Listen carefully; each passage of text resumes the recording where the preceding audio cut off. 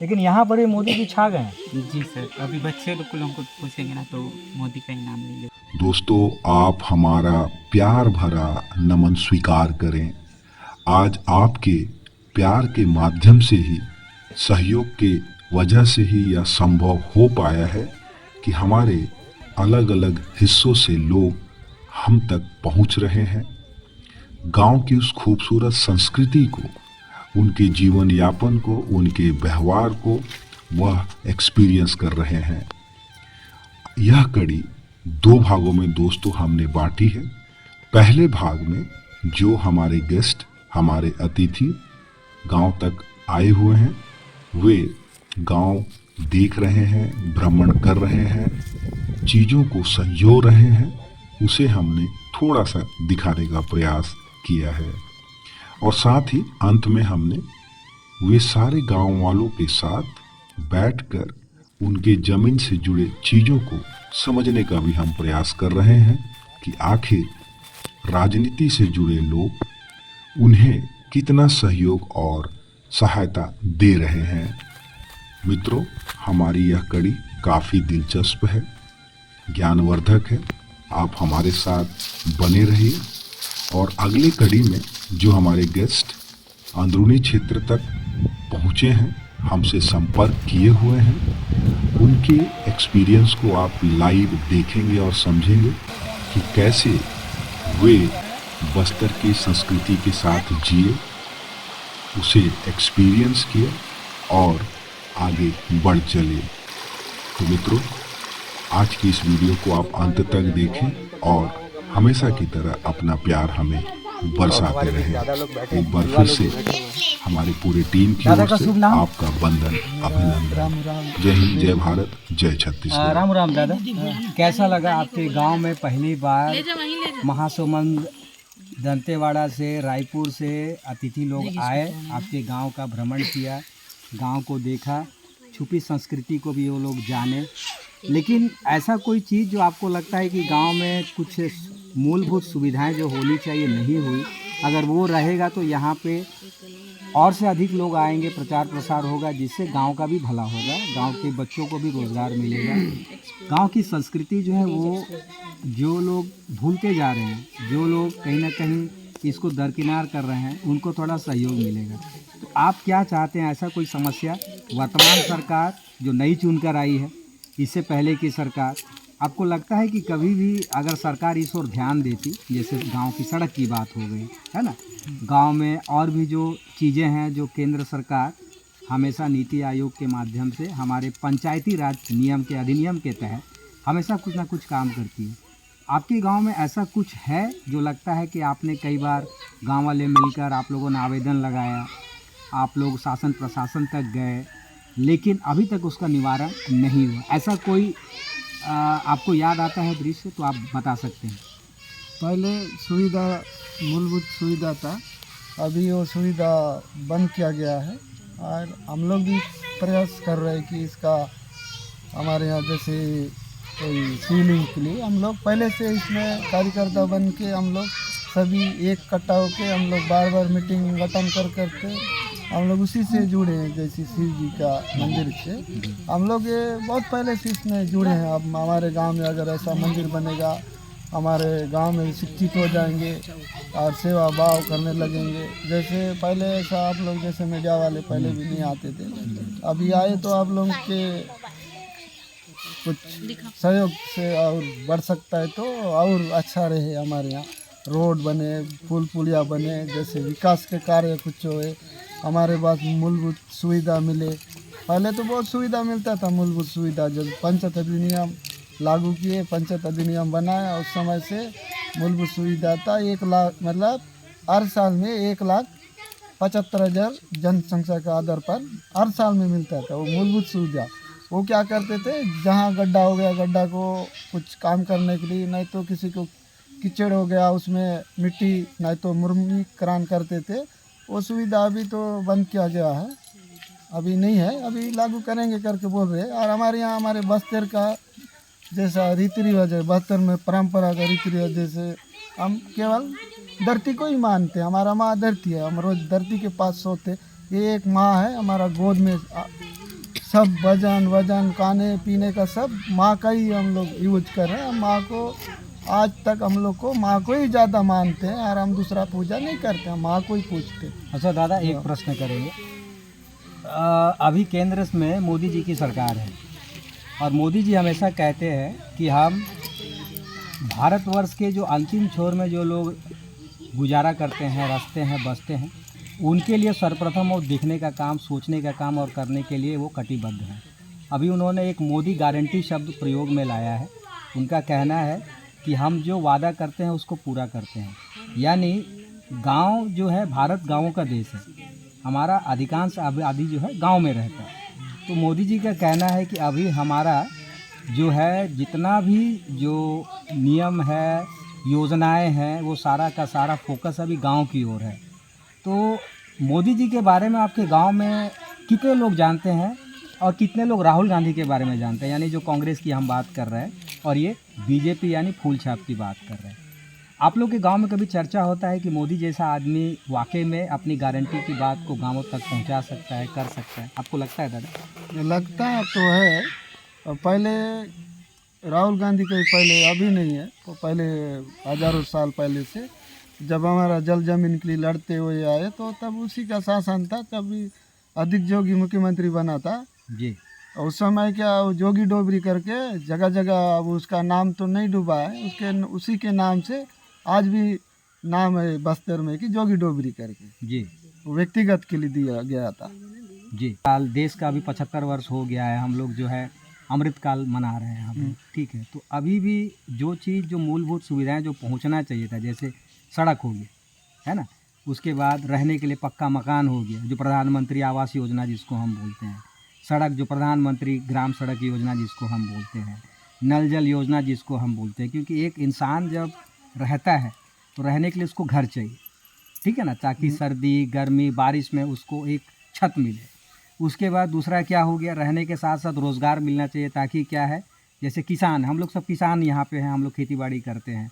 तो किसान जब अपना खेत में धान की रोपाई करता है तो कभी कभी प्राकृतिक आपदा, कभी बारिश ज़्यादा हो गया, कभी बारिश नहीं हुआ, सूखा पड़ जाना, तो हम लोग क्या करते हैं, हम लोग लोन लेते हैं, ऋण लेते हैं, बहुत कुछ करते हैं, जो कि अमूमन ऐसी जगह पे होता है जहाँ सरकार की पहुँच है। लेकिन ये वाला गांव अभी तक शासन प्रशासन से कटा हुआ है। कटा हुआ का अर्थ क्या होता है, जहाँ योजना नहीं पहुँचा हुआ है।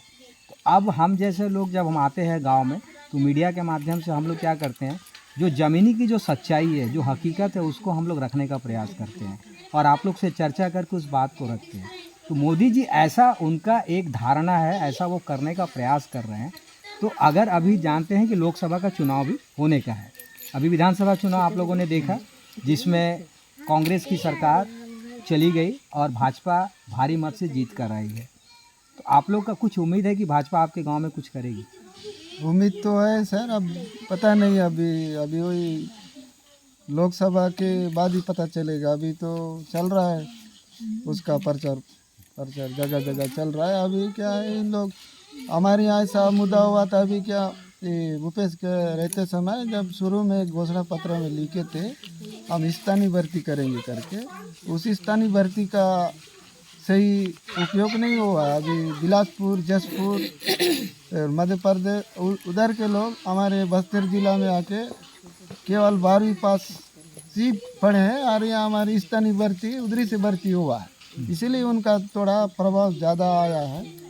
अभी उसका जब जसपुर, बिलासपुर उधरी के लोग आके लगे हुए हैं हमारे, मतलब स्थानीय लोगों को प्राथमिकता नहीं मिला गया है। हमारे यहाँ 12वीं पास वाले को मांग किया गया है, बीएड वाला मांग किया। हम लोग हमारे दंतेवाड़ा जिला के लोगों को बार बार हम प्रयास किए कि डीएड बीएड वाला भी ले जाके हम लोग जमा भी किए।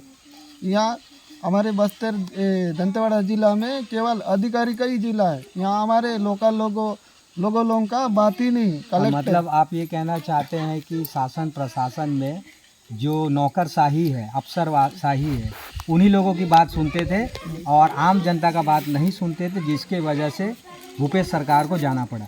हाँ, इसी चीज़ हुआ है और हम लोग वही मुद्दा से हम लोग प्रचार भी किए थे। ऐसा हुआ स्थानीय भर्ती करेंगे गांव में, ग्राम पंचायत सही भर्ती, जैसे कोई भी शिक्षा कर्मी हो, चाहे अब पहले वो क्या जो अधिक जोगी मुख्यमंत्री बना था उस समय की बात, वो हमारा चित्रकूट विधानसभा था उस समय क्या स्थानीय भर्ती हुआ, जगह जगह हमारे यहाँ गुरुजी बने हुए हैं, कोई पीऊन बने हुए स्थानीय से, लेकिन वो अब बंद हो गया, पूरा वो बंद हो गया। हमारे मतलब हमारे छत्तीसगढ़ में और हमारे दंतेवाड़ा जिला में अभी भी मेरे मन में सोचता है कि स्थानीय भर्ती हो, जब पंचायत से जब ग्राम पंचायत प्रस्ताव बनेगा तब ग्राम पंचायत जिस दिन बैठक होगा उस दिन अनुमोदन करेगा, ग्राम सभा का अध्यक्ष अनुमोदन करके देगा, वो सबसे बड़ा।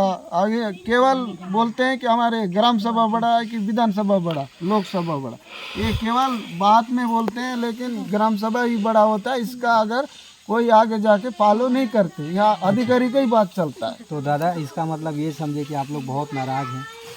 दादा अभी जो लोकसभा चुनाव होने जा रहा है, आपको क्या लगता है मोदी जी और राहुल जी, क्योंकि अभी ना इंडिया गठबंधन एक बना जिसको इंडी गठबंधन भी हम बोल रहे हैं, आप लोग के गांव में आप एक पढ़े लिखे हैं, समझदार हैं, इसलिए हम आपसे ये प्रश्न कर रहे हैं। अभी हम युवाओं से भी 2 शब्द लेंगे। तो इस बार क्या आपको लगता है कि वापस मोदी जी को आना चाहिए? वापस तो अभी 2024-25 में तो मोदी ये आएगा, मतलब आप पूर्ण विश्वास अब है? मेरे पूर्ण विश्वास है एक बार वही तो बनेगा। उनके कामों को आप लोग विश्वास करते हैं? उसके काम को हम लोग विश्वास भी कर रहे हैं और अभी ऐसे करेंगे बोले। और हम लोग 5 साल तक हम लोग ये कलेक्टर को मिलने जाते थे, मैं मेरे लिए नहीं है, हमारे गांव के लिए, शिक्षा के लिए मांग के लिए गया था, हमारा यही पारा के लिए एक स्कूल बंद हो गया है उसके लिए मैं गया था। कितना बार प्रस्ताव लिख के दिया हूँ, हमारे बच्चे खूब दूर जाते हैं, 5 किलोमीटर पड़ता है, नहीं तो 2-3 किलोमीटर यहाँ के बच्चे उतना दूर पढ़ने जाते। तो इस पारा के लिए शिक्षा के लिए मांग करने के लिए मैं दिया हूँ, कहीं बार दिया हूँ, वो भी नहीं हुआ। और एक स्कूल फिर बंद हो गया, उसके लिए भी चालू करने के लिए दिया हूँ, और रिपेयरिंग और नया बिल्डिंग मांग करने के लिए भी दिया हूँ। अभी कार्यकाल पूरा खत्म हो रहा है, अभी तक उसका आता पता नहीं। चलिए इस मीडिया के माध्यम से हम लोग आपकी बात दुनिया सुन रही है, कानों तक जाएगी, और उम्मीद करते हैं जो नई सरकार आई है आप लोग की बातों को सुने और आप लोग की मूलभूत सुविधाओं को ज़मीन पर उतारे। अभी हम बात करेंगे। बाबू आप मोदी को जानते हो? जानते हैं सर। जानते हो? कौन है? नरेंद्र मोदी प्रधानमंत्री हैं। अच्छा, प्रधानमंत्री जानते हो? राहुल गांधी को जानते हो? राहुल गांधी को भी जानते हैं। कौन है वो? वो भी प्रधानमंत्री बनने के लिए खड़े हो रहे हैं, लेकिन पता नहीं खड़े होंगे कि नहीं। अच्छा, अगर आपको बोला जाए दोनों में कौन काम के माध्यम से प्रधानमंत्री के रूप में अगर उनको चुनने का अगर आपको मौका दिया जाए तो दोनों में आप किसको चुनोगे? मोदी को चुनेंगे सर। क्यों भाई मोदी इतना क्यों? क्योंकि मोदी जो करता है ना तो कम से कम पूरा भी करता है। इसका मतलब आपको लगता है जो मोदी जी का एक नारा है मोदी की गारंटी, आपको लगता है इस बार फिर से पूरा होगा? जी लगता तो है। आप लोग सारे युवा लोग यही चाह रहे हैं क्या बाबू? नहीं पता सर, मैं यही चाहता हूँ। रतन बाबू आप क्या कर रहे हो अभी? जी कॉलेज कर रहा हूँ। अच्छा कॉलेज कर रहे हो, कॉलेज में क्या कर रहे हो? BA sir. अच्छा BA कर रहे हो। बाबू आपको क्या लगता है अभी लोकसभा का चुनाव है, इस बार वोट दिए थे आप? जी सर। दिए थे ना? जी। तो अभी चर्चा हो रहा है मोदी बनाम राहुल गांधी, आपको क्या लगता है मोदी जी को वापस आना चाहिए? जी सर, मोदी जी को वापस। कोई एक कारण बताओ मोदी जी का आने का। जी सर, जो मोदी बोलते हैं ना वो पूरा करते भी हैं। अच्छा, आप लोग के इतना अंदरूनी गांव है, जंगल से भरा हुआ है, बाहर वालों को पता नहीं है, लेकिन यहाँ पर ही मोदी जी छा गए हैं। जी सर, अभी बच्चे लोग को पूछेंगे ना तो मोदी का ही नाम लेंगे। कैसे आप लोग को पता चला मोदी जी के बारे में? जी सर, जैसे जो बोलते हैं ना 5 साल पहले मानो कांग्रेस का सरकार था, उस टाइम जैसे यहाँ पे कुछ सुविधा उतना उपलब्ध नहीं हो पाया। अभी जो बच्चे यहाँ से स्कूल जाते थे रोड में पूरा कीचड़ पड़ा हुआ रहता था बरसात में, फिर अभी उसी के चलते अब फिर बीजेपी की सरकार है, अभी देखते हैं कि 5 साल में क्या होता है। तो आप मोदी जी को चाहते हैं? जी सर। दीदी लोग से लास्ट हिंदी में बोलोगे? दीदी हिंदी में बोलोगे?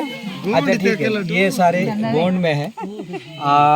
मित्रों अभी आप लोगों ने एक छोटा सा चर्चा आप लोगों ने सुना, जिस चर्चा में हम लोगों ने बस्तर की संस्कृति को रखा, इनके आतिथ्य भाव को रखा, इनके ज़मीन से जुड़े उस समस्याओं को रखा, इनके मन में वर्तमान के सरकार को लेके यानी केंद्र की सरकार भी और नई सरकार जो चुनकर आई है और बीते सरकार यानी जो छत्तीसगढ़ में कांग्रेस की सरकार थी उसके बीच में जो इनको ज़मीन पे जो सुविधा जो हुआ उन लोगों ने अपने शब्दों के जरिए रखा।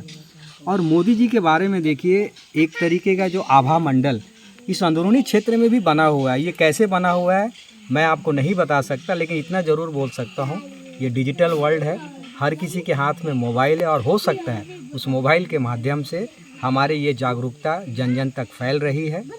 मैं निर्णय आप तक छोड़ता हूँ। ये सारी समस्याओं के बीच, ये सारे उतार चढ़ाव के बीच ये निरंतर अपने चीज़ों को करते रहते हैं बिना किसी कंप्लेन के। और बस्तर की यही खूबसूरती है, लाख असुविधा इनके जीवन में है, लेकिन ये कभी जीवन से हारना नहीं सीखा इन लोगों ने। निरंतर आगे बढ़ते रहते हैं और एक आशा उम्मीद के साथ अपने जल, जंगल और ज़मीन के लिए निरंतर ये फाइट करते रहते हैं। दोस्तों, आपको ये कैसा लगा आप कमेंट बॉक्स पर जाकर अवश्य कमेंट कीजिएगा। और साथ ही आपसे एक रिक्वेस्ट है, इस जगह पर अगर आकर आपको इस तरीके का एक्सपीरियंस को जीना है तो आप हमसे संपर्क अवश्य करिएगा। कमेंट बॉक्स पर अपने राय को ज़रूर रखिएगा। हम लोग इसे जन जन तक अवश्य पहुंचाने का प्रयास करेंगे और आपके उम्मीदों पर खरा उतरने के लिए मेरा पूरा का पूरा, हमारी पूरी टीम का, हमारे पूरे गांव वालों का प्रयास रहेगा। इतना ही कहकर आज के लिए हम अपने शब्दों को विराम देंगे। जय हिंद, जय भारत, जय छत्तीसगढ़।